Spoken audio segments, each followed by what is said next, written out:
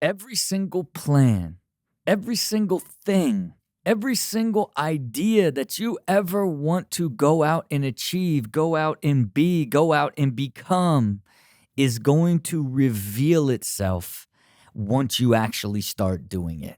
You can put all this preparation into planning. You can have all this hopes and dreams and wish about a relationship, about a business, about some sort of financial achievement. Doesn't matter what it is, whatever you want to accomplish in your life, whatever you want to go out and do, once you start is when it reveals itself to you.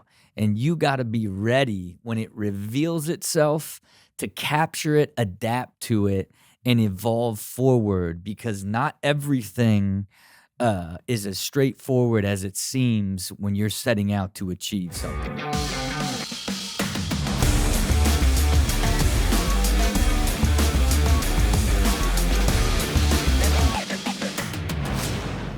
Welcome to Build with Rob. It's your boy Rob Dyrdek. You know what it is. Just out here pushing the machine mindset philosophy. Just hoping everybody that listens to this can gather some insight to this sort of continual evolution that is my mind and my life and my vision for what is possible. That is continually evolving as I evolve. Always trying to figure out ways to automate and optimize all aspects of my life to make it more fun, more effortless, more harmonious. How do we get healthy, wealthy, wise, have the careers we love, the relationships that fulfill us, the health that allows us to be sharp and be full of energy and control and master our time and continually assess our vision and our plans for clarity so that we perpetually evolve into our limitless potential, man. That's how I started out. Man, it's like I don't know where this actually leads to long term, you know what I mean? But there's different parts when I'm creating this philosophical content that I could just begin to like see myself as like a much older guy with slicked back gray hair and just leathery tan skin who's just basically like ranting about the philosophy with no one paying attention. You know what I'm saying? I can just picture myself. You gotta automate and optimize. I can just picture myself like on my pulpit, but nobody's even listening. We get it, Grandpa. We get it. Master time, energy, and clarity. We get it, Grandpa. Look, hopefully at that point, the systems and the philosophy is a part of everybody's existence, and everybody lives in such a harmonious, high quality state that they don't need to hear the fundamentals preached at them anymore. But again, thank you all for tuning in and listening and being a part of this journey with me. It's something I love to do. Love doing these shows. Love thinking through another aspect of what are the things that I'm using and applying, and what are the insights that I'm seeing as I'm practicing this philosophy that I've been developing, that is the machine mindset, and really being able to just even if it's a little bit of insight and just one thing that you hear that's like, oh, I could apply that to my life and add that to where I'm at. I think that's really how I look at how I consume content like this and books and podcasts and different things. Like, I'm just looking for like one thing that shifts me in another direction to help elevate me, help evolve me, and help make me better. And I see a lot like, depending on the different episode, different people in social media commenting or reposting about how this one hit harder than that one, because it's always about where you're at on the journey. Um, and then ultimately, you know, did this episode, did the content, the subject matter ultimately connect with where you are in that moment? And sometimes it's just, a part of a story, a part of, one bit of the subject matter. that you can connect with and add it to your evolution, your toolbox, as I say, and today, I've talked about it in a lot of different aspects of when you're creating a plan, you're creating a life plan, building your life system, creating the goals, the measurements, the KPIs, all these different things. When you got to be the vision of your whole life, when you begin to think it of all the different parts of this philosophy, they all require you ultimately, understanding yourself and then creating a plan, and then that plan or idea, putting it into action to then ultimately understand what does it reveal to you and what actually is it, and I think when if you could begin to look at all aspects of your life and everything that you hope to do in life, all your wants, and desires and needs and goals and dreams. And when you begin to look at all of them together, and then you set out on a journey to actually take the action to accomplish them, as you begin the process, it's going to reveal itself to you in a much more clear and defined manner. And it's not always good. Sometimes you'll, have an amazing plan and be fully committed and think in your heart of hearts, this is exactly what I want. This is going to better my life and bring me closer to the fulfillment that I desire. And then you set off on the journey and you get halfway there, and then it shows itself to be a lot more complex and energy draining and less interesting and not nearly as fun, which in turn then slows down that energy that you had for where it might take you, and it reveals itself to you that you don't want to do it, and I think that that's part of life, right? Because it happens in so many different things, that you create, right? And it happens in relationships. I mean, think of, like, if you meet someone and get really excited on the potential of the relationship and where it can go and all of these different things, and then as you begin to spend more time and understand each other and see where you fit and don't fit, and really begin to understand, like, your potential for a relationship reveals itself, and everybody knows, man, everybody knows after 6 months whether or not they this is like a should be a long-term serious relationship. Pretty quickly. And then some people just stick it out, other people just ride it out, lock in, and put 50 in, you know what I mean, even though you knew back in on month 3 that you probably shouldn't even go forward. um but at some point it showed itself, and you made the decision to move forward, and to me, I think the biggest thing is it's almost a tool for managing your expectations, right? Because at the end of the day, it's when you do something new or set out to do something, man, it's you can't help but look at, like, the positive, potential impact it has when you accomplish it on your life and your goals and your well-being and your self-worth. Like, anything that you set out to go do has higher stakes attached to expectations, that you've got to learn to manage. And then ultimately, if you can grow into a place where like, you plan things with the intent of allowing it to reveal itself to you, um, is going to help you manage those expectations to be able to find more joy in the process, and ultimately help you be more clear when it's time to make changes or pivot along the way. And it's much more clear, um, in business, and I wouldn't say clear, but it's at least part of the process in this day and age of business, and maybe more so for me because of the way that I look at the process of business development and creating a company and ultimately a product, and is the product that you created, like, actually going to be what makes your business successful is not often the product that you started out with, and sometimes it is, and it reveals itself to you that, man, you had a perfect idea. I think, in the case of, outstanding foods, um, the great Billy G had a concept for an unami mushroom to be deep fried and taste like plant-based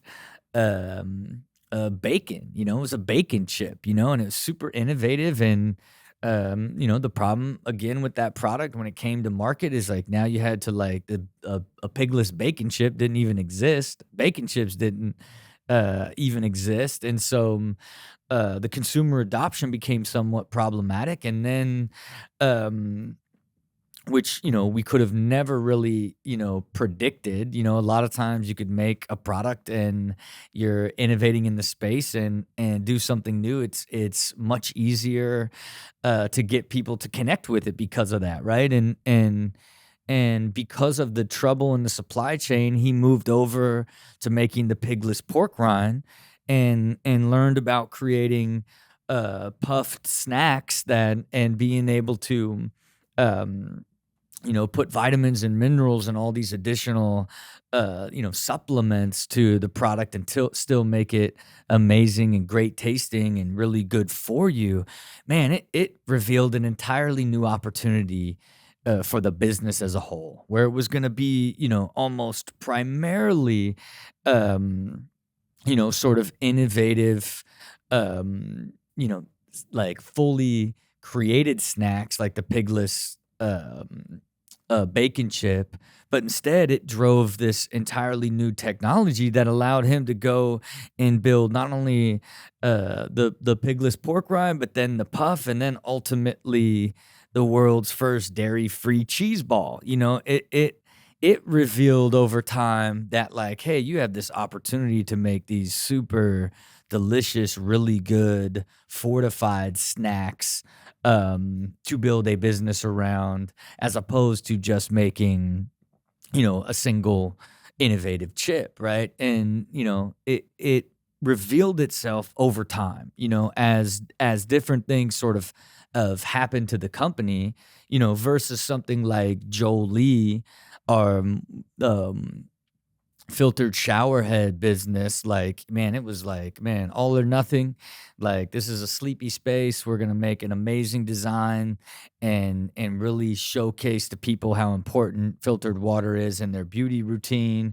And it has this amazing business model of subscription with the filters. And man, that thing launched and revealed that, like, yes, in fact, this was white space. There is the consumer did not know they needed this, and now they want this, and it is literally completely successful, straight aligned with the same vision that was done from the very very beginning. And it being that straightforward is rare. It's like for the most part, like as you create and do anything, you can never fully see out into the future of what exactly it will be. Right now, you're trying to, create a plan and do as much as you can to make the probability of what you want to happen in the future.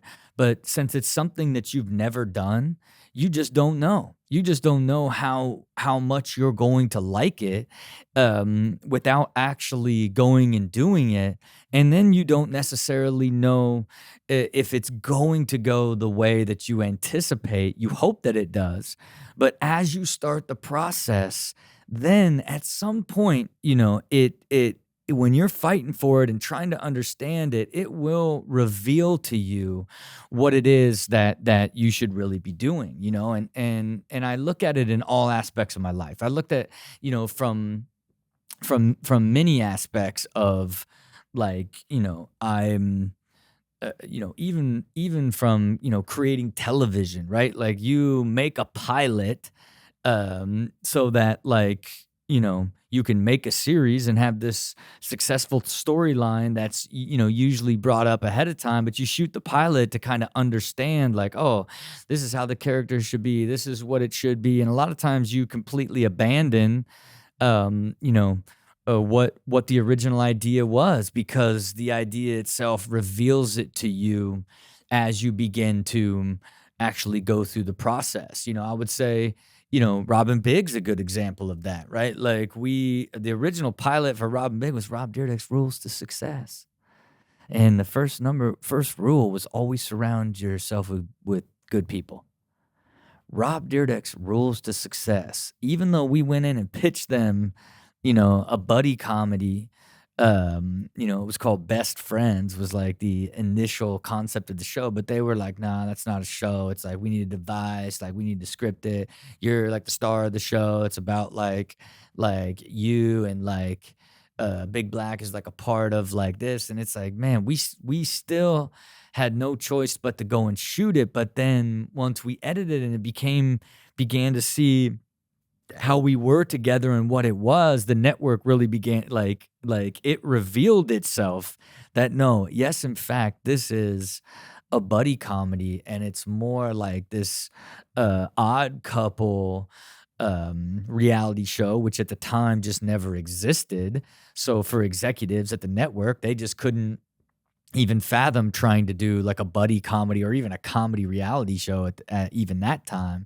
And so they were super resistant to it until once we shot the pilot, then it really showed that, hey, all this scripted side of adding these rules and that device didn't work. It was just the chemistry and the relationship between these two that then born the show Robin Big, and this is a seemingly random example. But my wife is a big fan of the Vampire Diaries. And of course, I've never seen the Vampire Diaries, and it's like something that she absolutely loves. And so I decided, to being a good husband, that I would now commit to watching the Vampire Diaries from season 1 all the way through with my wife, and when we had time.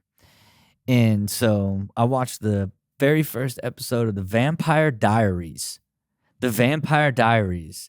And in the first episode, it is, a voiceover of a vampire writing in his diary. It is a voiceover of a vampire writing in his diary, right? Thus the title, Vampire Diaries.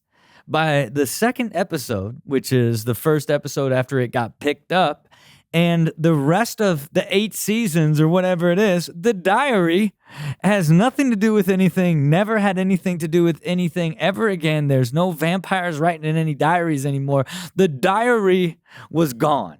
Yet they called this show the Vampire Diaries because they came up with that device in the very first piloted episode, and then it revealed itself that, like, hey, this diary device does not work. This show is just better without that. Let's get rid of it. But the name is stuck to be Vampire Diaries all this time for no reason, for absolutely no reason. So that is one example that you probably would not expect your boy to be coming up with as it relates to reveals in the creative process. But again, that television sort of concept is what I think is just a good example of sort of how creative reveals itself over time, and it just is what it is, as it relates to when you build out a plan, put together a vision,